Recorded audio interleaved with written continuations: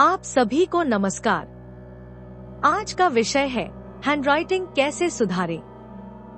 तो चलिए शुरू करते हैं। हैंडराइटिंग एक महत्वपूर्ण कौशल है। चाहे आप क्लास में नोट्स ले रहे हो, कोई पत्र लिख रहे हो या फॉर्म भर रहे हो, साफ सुथरी हैंडराइटिंग से संवाद करना आसान होता है।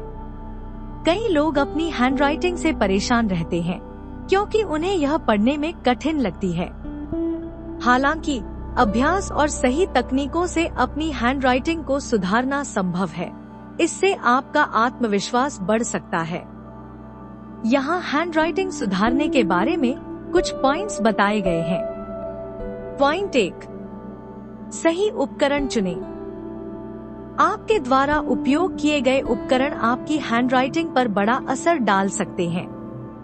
सबसे पहले एक आरामदायक पेन या पेंसिल चुनें जो आपके हाथ में सही से फिट हो। विभिन्न प्रकार के पेन जैसे कि जेल पेन या फाउंटेन पेन के साथ प्रयोग करें जो आपको सबसे सही लगे।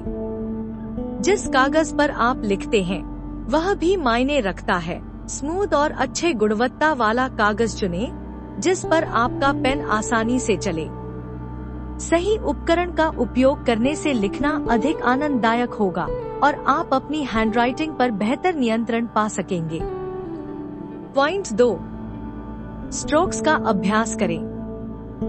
अपनी हैंडराइटिंग सुधारने के लिए उन बुनियादी स्ट्रोक्स का अभ्यास करें जिनसे अक्षर बनते हैं। आपके हाथ की मांसपेशियों की प्रैक्टिस के लिए लाइंस, कर्व्स और सर्कल्स को बनाकर अभ्यास करें। सबसे पहले साधारण शेप से शुरू करें और धीरे धीरे अक्षरों और संख्याओं की ओर बढ़ें। ध्यान रखें कि हर स्ट्रोक का आकार और रूप समान हो। यह अभ्यास आपके लेखन में नियंत्रण और सटीकता विकसित करने में मदद करेगा। आप ऑनलाइन वर्कशीट्स भी फाइंड कर सकते हैं जो इन अभ्यासों में मार्गदर्शन करेगा। पॉइंट 3, धीमा लिखें। पुअर हैंडराइटिंग का एक सामान्य कारण है जल्दी लिखना। जब आप जल्दी लिखते हैं तो अक्षरों और स्पेस पर नियंत्रण खोना आसान हो जाता है। जब आप लिखते हैं तो जानबूझकर धीमा लिखने की कोशिश करें, खासकर जब आप अभ्यास कर रहे हों। प्रत्येक अक्षर को ध्यान से लिखें और शब्दों के बीच उचित स्पेस छोड़ें। धीमा लिखने से आप अपने राइटिंग की क्वालिटी पर ध्यान केंद्रित कर सकते हैं। अभ्यास के साथ धीरे धीरे लिखने से आपकी हैंडराइटिंग सुंदर और साफ सुथरी हो जाएगी। पॉइंट 4, समान अक्षर आकार का उपयोग करें।